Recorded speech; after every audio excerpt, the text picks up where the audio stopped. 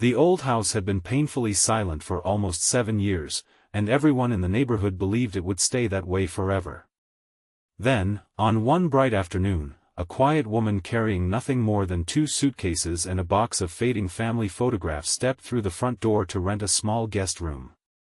The lonely homeowner believed he was simply helping a stranger through a difficult season of life. He had no idea that within a few months she would revive forgotten laughter, restore broken friendships, and breathe life back into a home that grief had nearly destroyed. If you believe kindness, forgiveness, hope, and second chances can change lives, please like this video, leave a meaningful comment, share it with someone you care about, and subscribe to our channel so you can continue this journey with our family and our community. Alastair Rowan had once filled his beautiful countryside home with music, backyard barbecues, and weekend gatherings that brought neighbors together. Every sunny afternoon, children raced across the garden while friends filled the air with laughter. His wife had planted flowers along every walkway, insisting that a welcoming home should bloom with color as well as love. But after she passed away following a long illness, the house slowly became a monument to sorrow. The flowers withered. The guest room remained untouched. Dust settled where conversations once lived. Alastair continued running his small furniture workshop during the day, but he returned each afternoon to a home that felt larger and emptier than ever. The silence slowly became part of his routine. He ate simple meals alone at the kitchen table, rarely opened the curtains completely, and politely declined invitations from neighbors who still hoped he would rejoin community life. He convinced himself that solitude hurt less than risking another emotional loss. Across town, Corinne Mercer faced a different struggle. After spending years caring for her elderly mother through a difficult illness, she found herself completely alone after her mother's passing. Medical expenses had consumed nearly all of her savings, forcing her to sell the small apartment they had shared.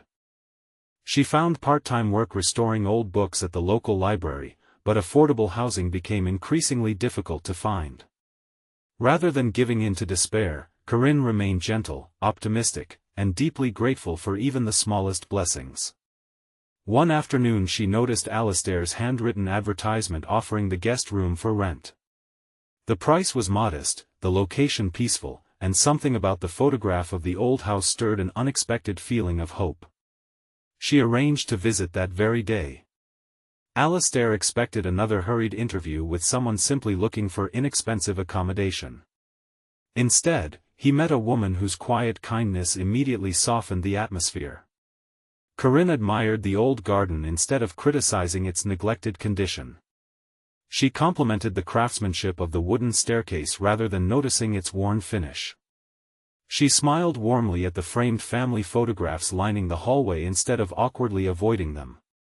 Without realizing why, Alastair accepted her application almost immediately. During the first few weeks, both respected each other's privacy.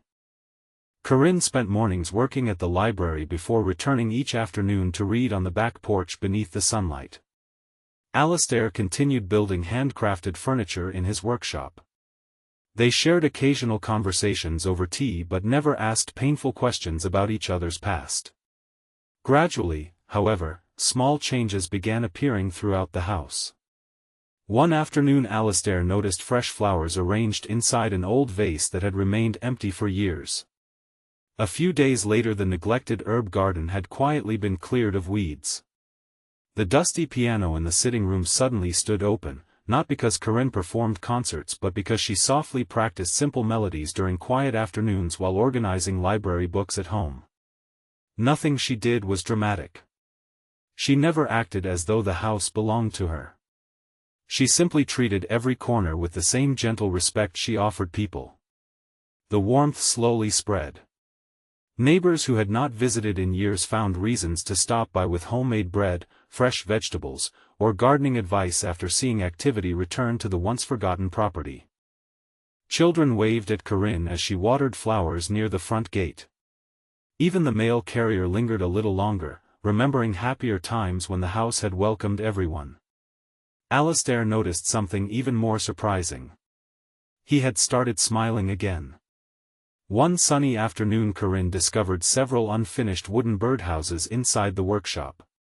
Alastair admitted they had been intended for a neighborhood children's project before grief stole his motivation. Instead of encouraging him with grand speeches, Corinne simply asked whether he might enjoy finishing one together. That afternoon became the first of many shared projects.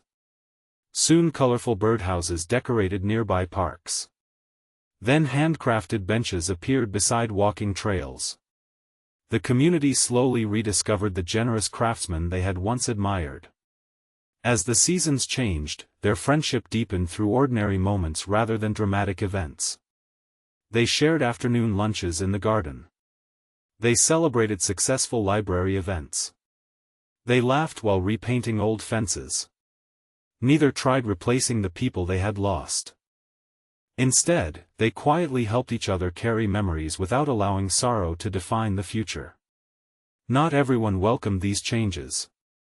Alastair's distant cousin, Roland Beckett, had expected eventually to inherit the property. When he noticed the renewed life inside the home, he wrongly assumed Corinne intended to manipulate an elderly widower for financial gain. He visited one afternoon determined to convince Alastair to evict her immediately. Roland criticized Corinne's presence, questioned her motives, and suggested lonely people often became easy targets. His accusations deeply hurt both of them. For the first time since moving in, Corinne packed her belongings, believing leaving might protect Alastair from unnecessary conflict. When Alastair saw the packed suitcases waiting near the guest room door, he finally understood how much her presence had transformed his life. The silence he once accepted suddenly felt unbearable again.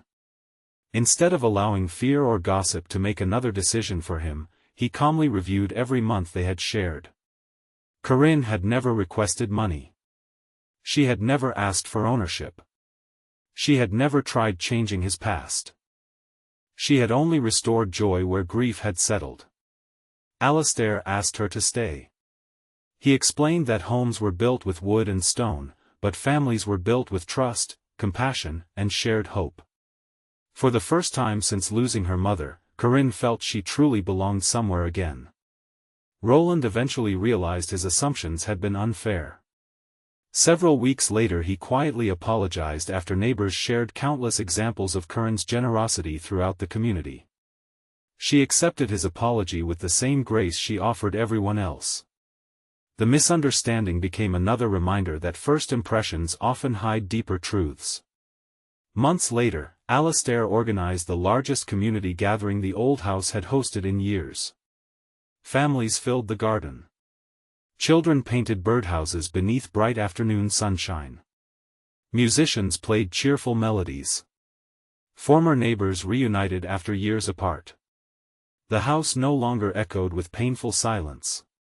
It overflowed with conversation, friendship, forgiveness, and hope. Looking around, Alastair realized the greatest miracle had not been repairing old walls or planting new flowers. It had been allowing someone into a heart he believed would never heal again. Corinne often said that broken places do not need perfect people. They simply need someone willing to care for them consistently, one small act of kindness at a time. Inspired by everything they had experienced, they transformed the guest room into a temporary home for people facing unexpected hardships, including caregivers, widows, widowers, and individuals rebuilding their lives after difficult seasons. The room that had once stood empty became a place where countless strangers discovered hope before finding new beginnings of their own. Every guest planted a flower before leaving. Within a few years, the once-forgotten garden had become the most colorful in the neighborhood, each bloom quietly representing someone's fresh start. Before this story comes to its close, we would love to hear from you. Please leave a meaningful comment sharing whether someone has ever entered your life and unexpectedly helped heal a broken chapter, or tell us what you believe truly turns a house into a home. Alastair had only intended to rent a guest room. Instead, he rediscovered purpose, friendship, community, and the courage to love life again. Corinne had only searched for an affordable place to stay. Instead, she found a family she never expected and a home where her quiet compassion changed far more than old walls.